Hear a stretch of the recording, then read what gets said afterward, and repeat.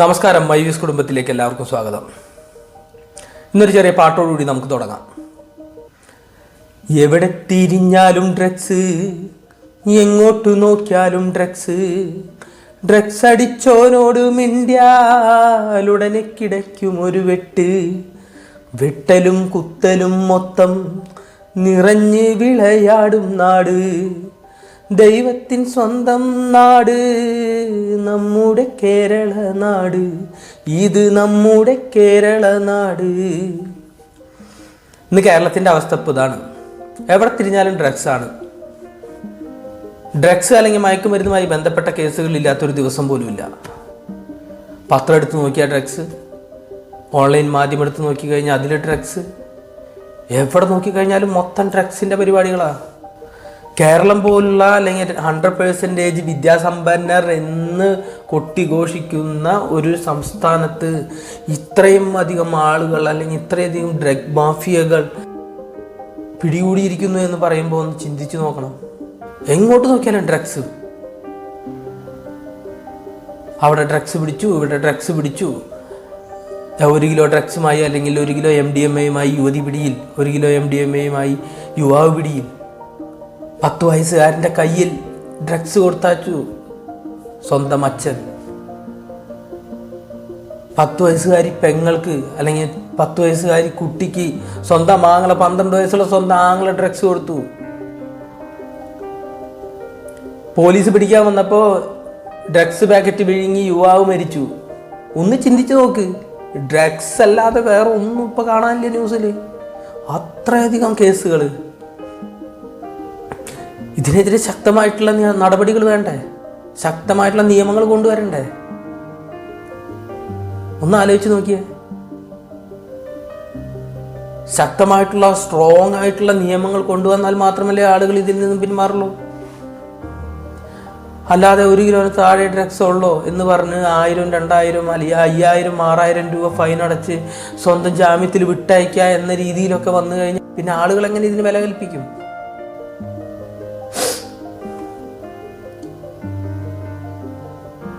Drugs അല്ലെങ്കിൽ ഡ്രഗ്സുമായി ബന്ധപ്പെട്ട എന്തെങ്കിലും പ്രവർത്തനങ്ങളിൽ പിടിച്ചു കഴിഞ്ഞാൽ അല്ലെങ്കിൽ വിൽപ്പനയിലും മറ്റും പിടിച്ചു കഴിഞ്ഞാൽ അവർക്കെതിരെ ശക്തമായ നിയമങ്ങൾ കൊണ്ടുവരണം.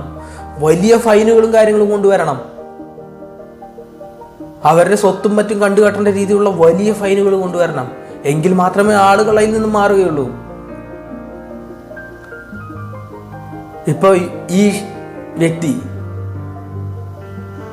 പോലീസിനെ കണ്ട് ഡ്രഗ്സ് വിഴുങ്ങി മരിച്ചു എന്ന് പറയുന്ന ആ വ്യക്തി ഒന്ന് ആലോചിച്ച് നോക്കണം. കോഴിക്കോട് താമരശ്ശേരി അമ്പായത്തോട് സ്വദേശി ഷാനിദ് എന്ന് പറയുന്ന ഒരു വ്യക്തി പോലീസിനെ കണ്ടു. അദ്ദേഹത്തിൻ്റെ കയ്യിലുണ്ടായിരുന്ന ഏകദേശം 130 ഗ്രാമോളം വരുന്ന 2 പൊതി MDMAയും 1 പൊതി കഞ്ചാവും വിഴുങ്ങി. അതിലൊരു പൊതി MDMA പൊട്ടി, ഹൈഡോസ് ബ്ലഡിൽ കയറി. അങ്ങനെയാണ് ആൾ മരിച്ചതെന്നാണ് പറയുന്നത്. ഈ ഷാനിദ് എന്ന് പറയുന്ന വ്യക്തി തന്നെ പല പ്രാവശ്യം ഇതിനു മുമ്പും പിടിക്കപ്പെട്ടിട്ടുണ്ട്.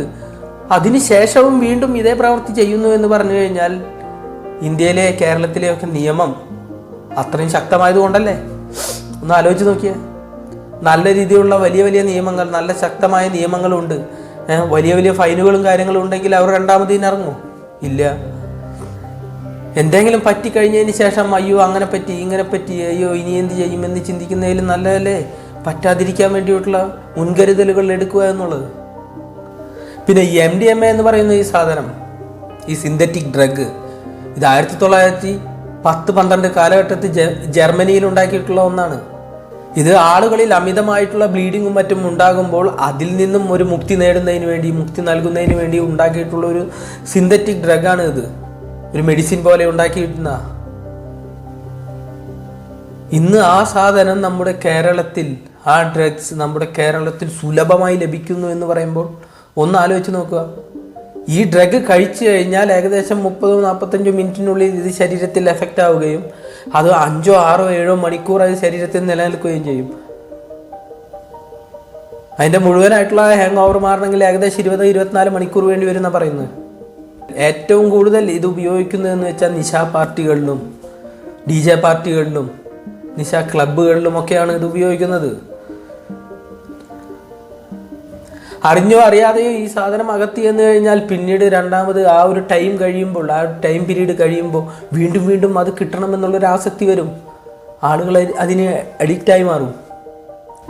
അതായത് ഇങ്ങനെയുള്ള പാർട്ടികളിലെല്ലാം വളരെയധികം എനർജിയും ഉന്മേഷവും കൂടുതൽ നേരം കിട്ടുന്നതിന് വേണ്ടി ആളുകൾ ഉപയോഗിക്കുന്നതാണ് ഇങ്ങനത്തെയുള്ള ഡ്രഗ്സും കാര്യങ്ങളും. ഈ ഡ്രഗ്സ് കഴിച്ച് അതിൽ നിന്ന് മുക്തി നേടിയിട്ടുള്ള പലരും പറയുന്നത് നിങ്ങൾ കേട്ടിരിക്കാം. അതായത് ഇത് കഴിച്ചു കഴിഞ്ഞാൽ അവനാണ് ഈ ലോകത്തെ ഏറ്റവും വലിയവൻ എന്നുള്ളൊരു ചിന്തയാണ്.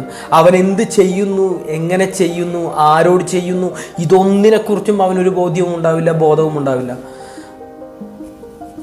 സ്വന്തം അമ്മയാണെങ്കിലും അച്ഛനാണെങ്കിലും സഹോദരങ്ങളാണെങ്കിലും ബോസാണെങ്കിലും ആരാണെങ്കിലും ഗുരുനാഥനാണെങ്കിലും ആരാണെങ്കിലും എന്തിനവരോട് എന്ത് ചെയ്യുന്നു, എന്തിന് ചെയ്യുന്നു എന്നുള്ളൊരു ചിന്തയും അവർക്കുണ്ടാവില്ല. അഫാൻ എന്ന ചക്കൻ ചെയ്ത് കണ്ടില്ലേ? സ്വന്തം അമ്മയെ, സഹോദരനെ, കാമുകിയെ, ബന്ധുമിത്രാദികളെയൊക്കെ തലക്കടിച്ച് കൊന്നത്. അതൊക്കെ ഒരു നോർമലായിട്ടുള്ളൊരു വ്യക്തി ചെയ്യുന്നൊരു കാര്യമായിട്ട് ഒരാൾക്കും വിലയിരുത്താൻ കഴിയില്ല. എന്താണെന്ന് വെച്ചാൽ നോർമലായിട്ടുള്ള ഒരു വ്യക്തി അഥവാ ഒരു അടി അടിച്ചു കഴിഞ്ഞാൽ തന്നെ അല്പം രക്തമോ മറ്റോ ചീറ്റുമ്പോൾ അതിനെ സ്വന്തം കൺമുമ്പിൽ അവരുടെ കരച്ചിൽ കേൾക്കുമ്പോൾ അവർ പിടയുമ്പോൾ അപ്പോൾ അത് നിർത്തും. പക്ഷെ ഇതങ്ങനെയല്ലല്ലോ. മണിക്കൂറുകളോളം കിലോമീറ്ററുകളോളം താണ്ടിപ്പോയി സ്വന്തം അമ്മയെയും അനിയനെയും കാമുകിയെയും മറ്റ് ബന്ധുമിത്രാദികളെയും അടിച്ചു കൊലപ്പെടുത്തിയെന്ന് പറയുമ്പോൾ അത് ഇതുപോലുള്ള ഡ്രഗ്സ് അതിൻ്റെ ഉപയോഗം കൊണ്ട് തന്നെയാണ്. ഇതുപയോഗിച്ച് ഇതിൽ നിന്ന് മുക്തി നേടിയിട്ടുള്ള പലരും പറഞ്ഞു കേട്ടിട്ടുണ്ട്, താൻ ചെയ്യുന്നത് എന്താണെന്ന് അവർക്ക് തന്നെ അറിയില്ല. എല്ലാം ചെയ്ത് എല്ലാം നഷ്ടപ്പെട്ടതിന് ശേഷം മാത്രമാണ് അറിയുന്നത് താൻ ഇങ്ങനെയൊക്കെ ചെയ്തു, അല്ലെങ്കിൽ ഇന്ന പോലെ ആയിരുന്നു തൻ്റെ ജീവിതം എന്നുള്ള കാര്യം. ഇതിനെതിരെ ശക്തമായ നടപടികൾ വേണം. ഗവൺമെൻറ് ഉണർന്ന് പ്രവർത്തിക്കണം. പരസ്പരം അങ്ങോട്ടും ഇങ്ങോട്ടും പഴിചാരാതെ ഭരണപക്ഷവും പ്രതിപക്ഷവും എല്ലാ പക്ഷവും കൂടി നിന്ന് ഒരുമിച്ച് നിന്ന് ഇതിനെതിരെ പോരാടണം. കാലി ഗവൺമെൻറ്റോ രാഷ്ട്രീയ പാർട്ടികളോ മാത്രമല്ല പറയുന്നത്, നമ്മുടെ സമൂഹത്തിലെ ഓരോ വ്യക്തിയും, ഓരോ വീട്ടിലെയും അച്ഛനമ്മമാരും മാതാപിതാക്കളും ഇതിനെതിരെ ശക്തമായി നിന്ന് പോരാടണം. എങ്കിൽ മാത്രമേ ഇത് സമൂഹത്തിൽ നിന്നും ഒഴിച്ചു മാറ്റാൻ പറ്റൂ. ഇങ്ങനെയുള്ള എന്തെങ്കിലും വൃത്തികേടുകൾ അല്ലെങ്കിൽ ഇങ്ങനെയുള്ള ആക്ടിവിറ്റികൾ എന്തെങ്കിലും കണ്ടു കഴിഞ്ഞാൽ അത് ഉടനെ തന്നെ റിപ്പോർട്ട് ചെയ്ത് അതിനെതിരെ ഉചിതമായിട്ടുള്ള നടപടികൾ സ്വീകരിക്കണം. ഇന്ന് പോലീസുകാർക്ക് പോലും ശക്തമായ രീതിയിൽ ഒരു നടപടി സ്വീകരിക്കാൻ കഴിയാത്ത അവസ്ഥയല്ലേ? പണവും പവറും ഉള്ള വ്യക്തികളുടെ മക്കളെ പിടിച്ചാൽ പോലീസുകാർക്ക് ആക്ഷൻ എടുക്കാൻ പോലും പേടിയാണ്. എങ്ങോട്ടാണ് അവരെ കൊണ്ട് തട്ടാന്ന് അവർക്ക് തന്നെ അറിയില്ല. മിണ്ടാതെയും പറയാതെയും കണ്ടില്ല എന്ന് വെച്ച് നടന്നു കഴിഞ്ഞാൽ അവർക്ക് സുഗമമായി കിട്ടുന്ന പൈസയും കിട്ടി സുഖമായി ജീവിക്കാൻ കഴിയും. അപ്പം ഇതിനൊരു അറുതി വരുത്തേണ്ടത് നമ്മൾ ഓരോരുത്തരുമാണ്. ഓരോ വ്യക്തികളും സ്വന്തം മകനായാലും മകളായാലും ചെയ്ത തെറ്റെന്താണെന്ന് മനസ്സിലാക്കാൻ അവർക്ക് അവസരം കൊടുക്കുക, അവരെ പറഞ്ഞ് മനസ്സിലാക്കുക, അവർക്ക് ആവശ്യമായ ട്രെയിനിങ്ങും അവയർനെസ് ക്ലാസ്സുകളും എല്ലാം നൽകിക്കൊണ്ട് അവരെ പുതിയ മനുഷ്യരാക്കി രൂപാന്തരപ്പെടുത്തുന്നതിന് സമൂഹം അല്ലെങ്കിൽ ഓരോ വ്യക്തികളും ഉത്തരവാദിത്തമുള്ളവരാണ്. നമ്മുടെ ഈ നാട്, ദൈവത്തിൻ്റെ സ്വന്തം നാട് എന്ന് പറയുന്ന നമ്മുടെ ഈ കൊച്ചു കേരളം സന്തോഷവും സമ്പൽ സമൃദ്ധിയും ഐക്യവുമുള്ള വളരെ നല്ല ഒരു നാടായി മാറട്ടെ.